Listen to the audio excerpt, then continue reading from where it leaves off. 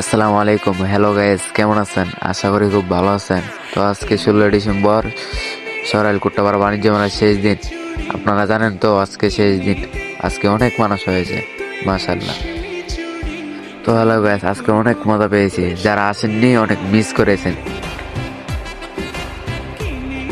মেলাতে কিন্তু অনেক মানুষ অনেক বই দিতে পারতেছে, কিন্তু আমি দিবার কোনো সুযোগই পাইতেছি না। তো আচ্ছা থাক, আজকে কোনো বই দেবো না, শুধু আপনাদেরকে দেখাই দিব।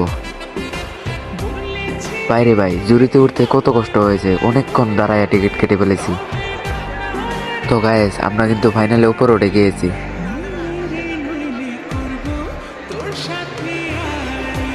তো আবার উপর থেকে একটু ভিডিও নিলাম, অনেক মানুষ তাকাই লিছে।